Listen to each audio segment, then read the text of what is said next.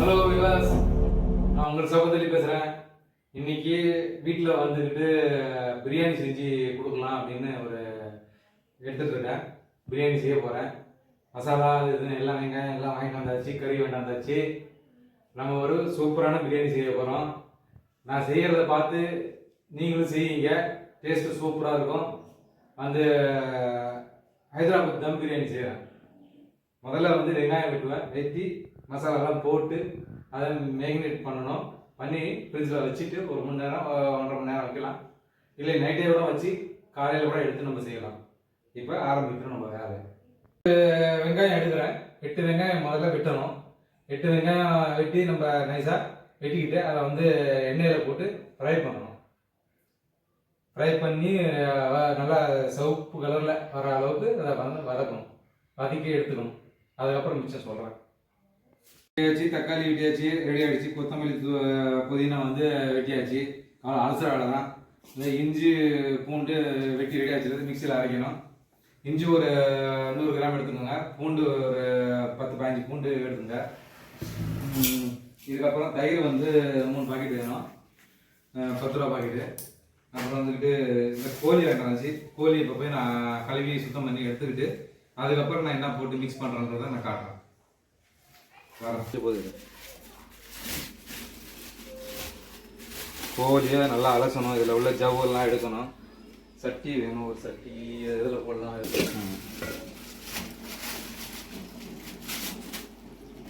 கோழி கால் தண்ணியை ஊற்றி அதை க்ளீன் பண்ணுவோம்.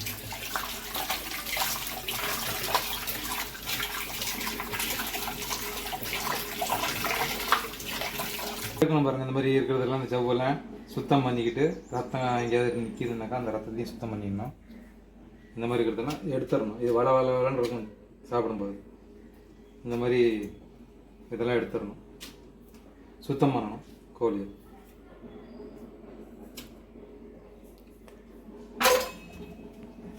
இந்த இதெல்லாம் இருக்குல்ல, இதெல்லாம் நம்ம எடுக்கணும்.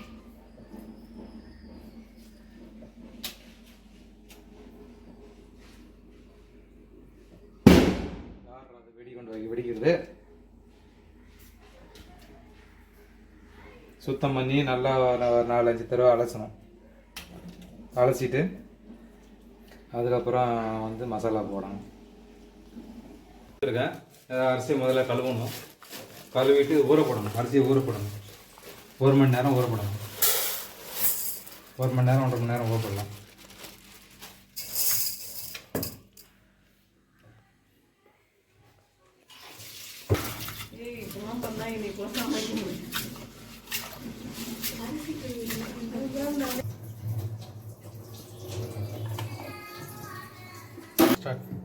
இஞ்சி பூண்டு கழுவி நல்லா மஞ்சள் போட்டு கழுவிட்டு இஞ்சி பூண்டு பேஸ்ட்டு போட்டிருக்கிறேன். அடுத்தது உப்பு போடணும் கொஞ்சம். ஏன்னா கறியில் உப்பு பிடிக்கணும்ல, அதனால கொஞ்சம் ஒரு இந்த 3/4 ஸ்பூன்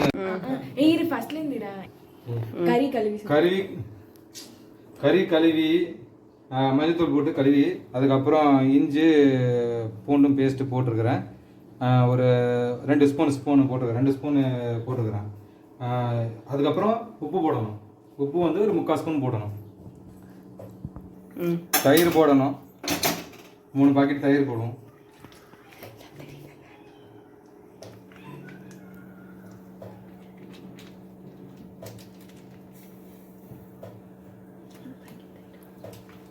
மூணு பாக்கெட் தான் வேண்டாம், 2 கூட போடலாம்.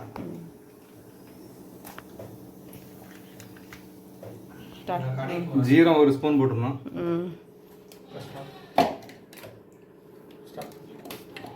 இது பெருஞ்சீரம் 1 ஸ்பூனு. மிளகு 1 ஸ்பூனு. மிளகு 2 ஸ்பூன் போட்டுக்கலாம், கொஞ்சம் காரம் வேணும்ல. மஞ்சத்தூள் கொஞ்சம் போட்டுக்கலாம். மிளகாத்தூள் கொஞ்சம் போட வேண்டியது. 1 ஸ்பூன் அளவுக்கு மிளகாத்தூள் போட்டுங்க.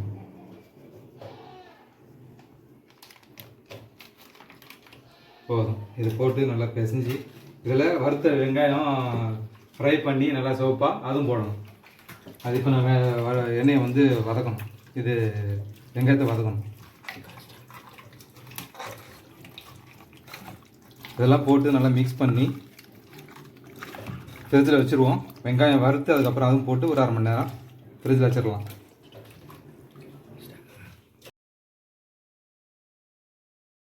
கொஞ்சம் போடணும். 1 ஸ்பூனு மட்டன் மசாலா கொஞ்சம் போடணும். 1 ஸ்பூனு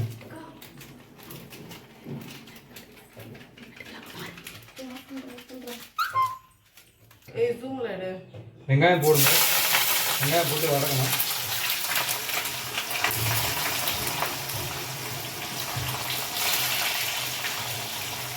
வெங்காயம் நல்லா சிவப்பாக ஆகணும். போதும் போதும்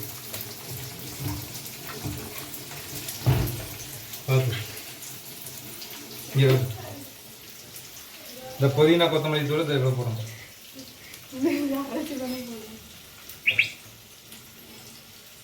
போதும்.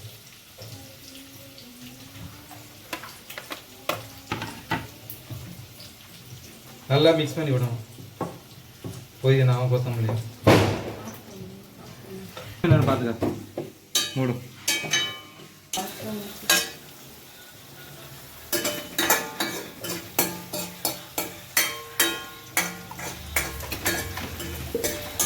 மணி 9:30. வெங்காயம் பாருங்கள், இப்படி தான் வதக்கணும். கிண்டிக்கிட்டே இருக்கணும். தீயக்கூடாது. கோல்டன் கலரில் வெங்காயம் வரணும்.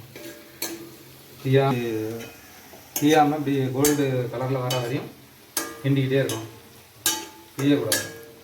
தீயாமல் செய்யணும். வெங்காயம் நல்லா கோல்டன் கலரில் வர அளவுக்கு பாதி வர அளவுக்கு இருந்துச்சுன்னா அதுக்கப்புறம் அடுப்பை ஸ்லோ பண்ணிக்கிட்டு எனக்கு தீஞ்சிரும். ஸ்லோ பண்ணிக்கிட்டு அப்புறம் அந்த இப்படி ஃப்ரை பண்ணிக்கிட்டே இருக்கணும். இந்த பதத்தில் வரணும்.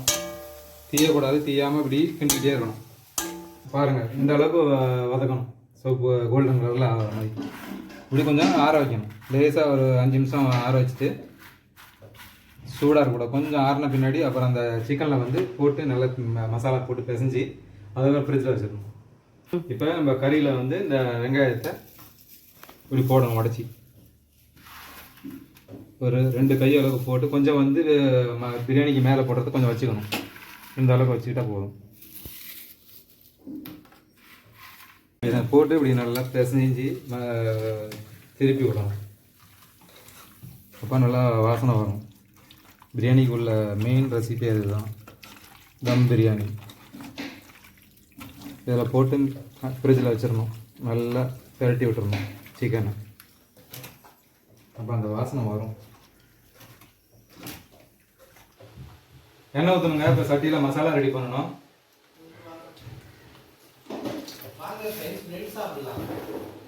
போதும், கொஞ்சம் போதும் வதக்கணுங்க. இங்கே பாருங்கள் எவ்வளோ எண்ணெய் போட்டிருக்கேன்னு. இது மசாலா ரெடி பண்ணுறதுக்கு. இது நல்லா வதக்கணும். இது சிவப்பாக கோல்டன் கலர் அளவுக்கு வதக்கணும். ரொம்ப வறுத்த மாதிரி வரக்கூடாது. நான் காட்டுறேன்.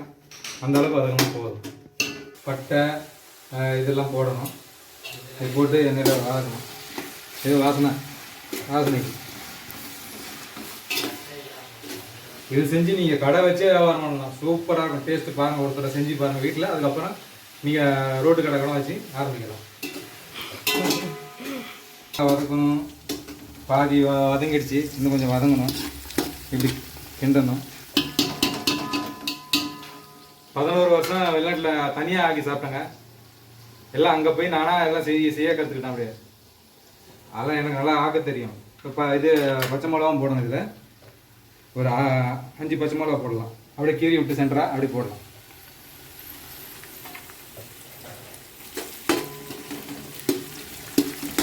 ஒரு 5 பச்சை மிளகா போட்டால் கொஞ்சம் காரமாக இருக்கும்.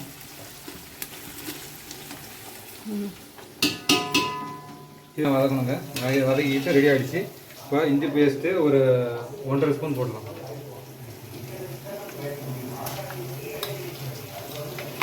இது கொஞ்சம் போட்டு 2 கிண்டிட்டு அதுக்கப்புறம் தக்காளி போட்டு கிண்டணும். இஞ்சி பேஸ்ட்டு போட்டாலே வாசனை வரும். அடுத்தது தக்காளி போடணுங்க.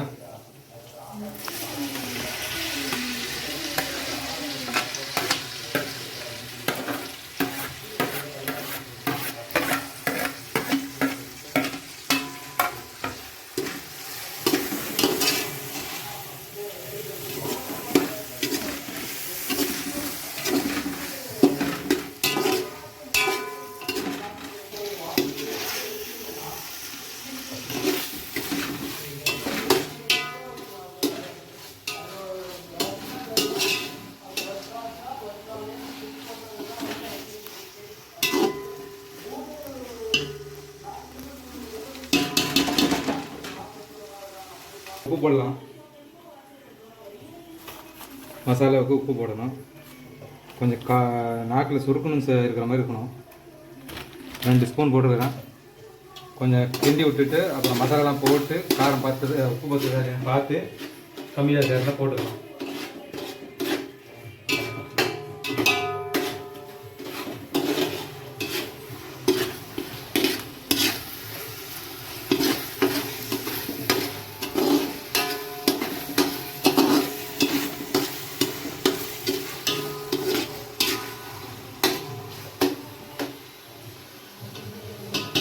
இது வந்து மல்லித்தூள், இது வந்து கரம் மசாலா, இது வந்து இது ஜீரகம், பெருஞ்சீரகம், இது வந்து ஜீரகம், இது ஜீரகம், இது வந்து மிளகு, மஞ்சத்தூள், மிளகா, இதெல்லாம் மசாலா. இவ்வளோ மசாலா வேணும். இது பிரியாணியில் இது போடணும். இது எல்லா மசாலா இதில் போடணும்.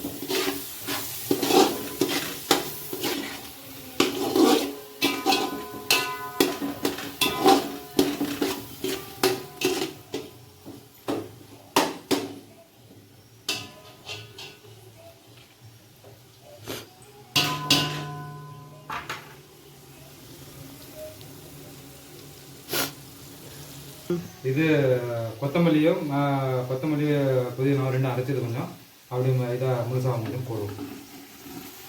வாசனமாக இருக்கும் பிரியாணியில் இது போட்டால்.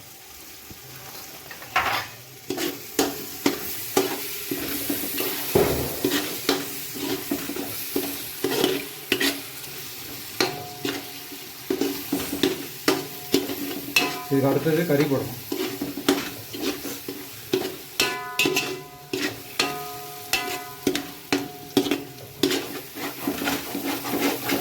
அடி பிடிக்காம அப்படி அடியிலேருந்து கொஞ்சம் கிண்டணும். கொஞ்சம் அடி பிடிக்கணும்.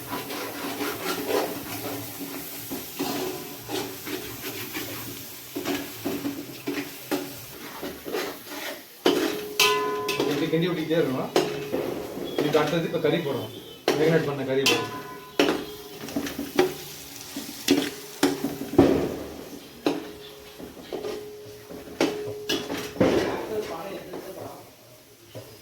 கறி போடணும். மேரினேட் பண்ண கறியை போடணும்.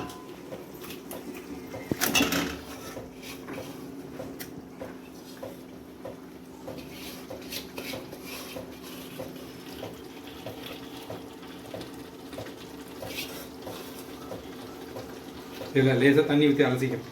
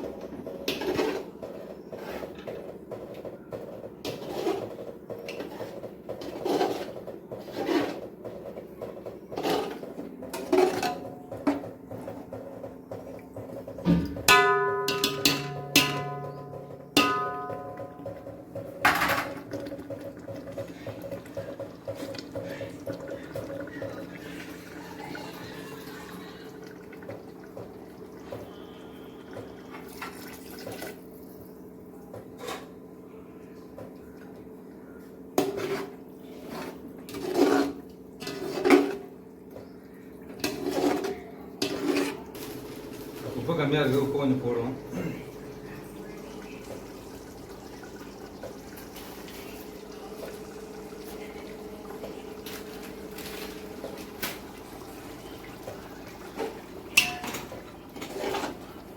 மசாலா போட்டு கறி போட்டு கறியை கொஞ்சம் வேக விட்டுடுவோம். கறி கொஞ்சம் அரை வேக்காடாக வெந்த பின்னாடி அரிசியை உல வச்சாச்சு. அரிசி கறி போட்டு அதை அரை வேக்காடாக ஆன பின்னாடி இதில் போட்டு தம் வச்சிடலாம்.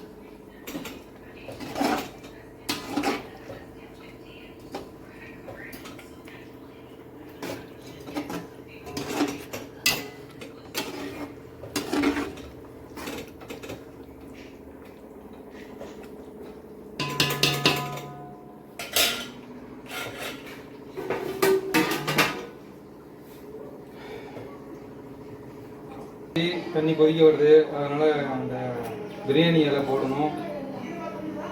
பிரியாணி இலை போட்டுட்டு இந்த ஏலக்காய் லவங்கு இதெல்லாம் போட்டுடலாம். கொஞ்சம் பட்டை இதெல்லாம் போட்டுடலாம்.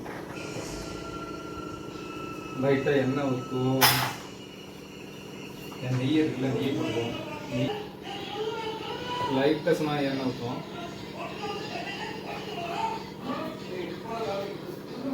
இதெல்லாம் அரிசி போடணும்.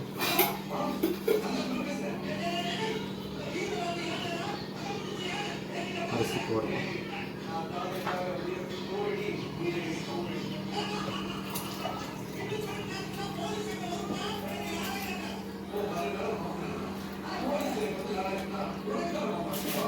இதுதான் கரெக்டான பாதம் பாருங்க. மசாலா இந்த அளவுக்கு வந்துருச்சு, கறியும் வந்துருச்சு. ஓரளவுக்கு இன்னும் கொஞ்சம் தான் வேகணும். அது அரிசி போட்டால் போட்டு தம் வச்சா வெந்துடும்.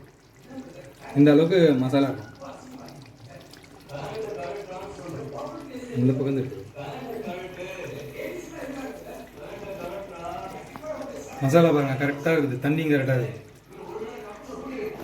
இப்போ ஒரு 2 நிமிஷம் இன்னும் வச்சுருந்து இப்போ அரிசியை எடுத்து இதில் போட்டு தம் வச்சிடலாம். முடிஞ்சது. அரிசி பாதி வேக்காடு வெந்துருச்சுங்க. இப்போ நம்ம தம்மில் வைக்கலாம். இப்படி எல்லா இடத்துலையும் கொஞ்சம் கொஞ்சமாக அப்படி போடணும், ஒரே இடத்துல போடக்கூடாது.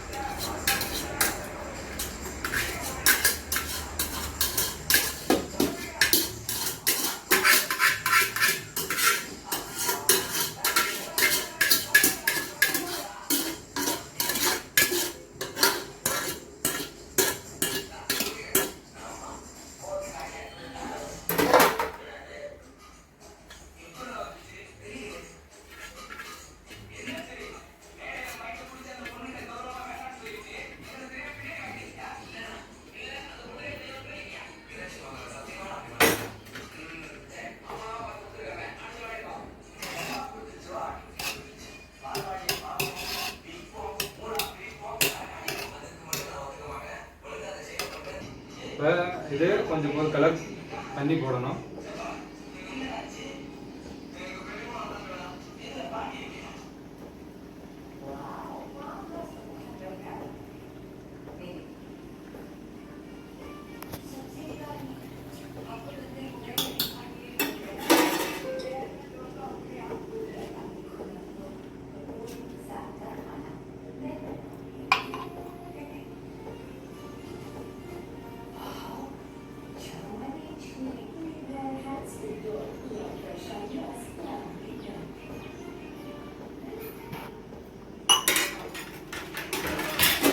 அடுத்தது மேலே கொஞ்சம் புதினா கொஞ்சம் போட்டுட்டு கொத்தமல்லி கொஞ்சம் போட்டு புதினா கொத்தமல்லி கொஞ்சம் போட்டு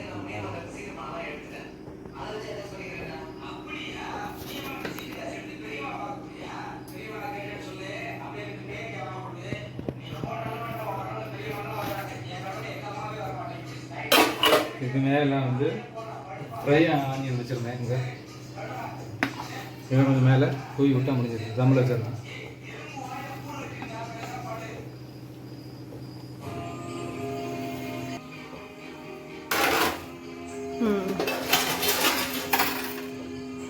தம்மில் வச்சிட வேண்டியது தான். சட்டியை தூக்கி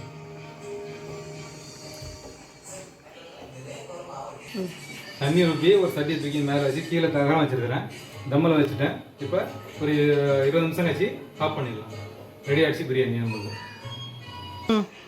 கொஞ்சம் போகுது நெய் இருந்துச்சு, அதை ஊற்றிடுவோம். ஃபைனலாக கொஞ்சம் போகுது மேலே வாசனைக்கு நெய்யை போட்டு விட்ருவோம்.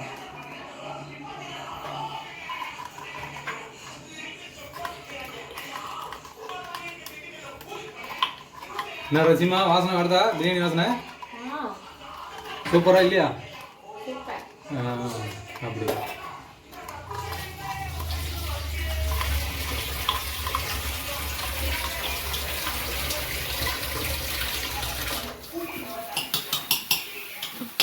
உங்கள் ஃபோன் வந்து அனுப்பிக்கிறேன். பிரியாணி ரெடி ஆகிடுச்சு. இறக்கி கீழே வச்சாச்சு.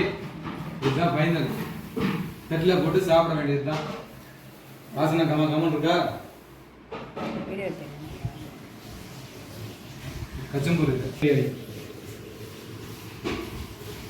சாப்பிட்டுட்டு நீங்க எல்லாம் டேஸ்ட் எப்படி சொல்லுங்க.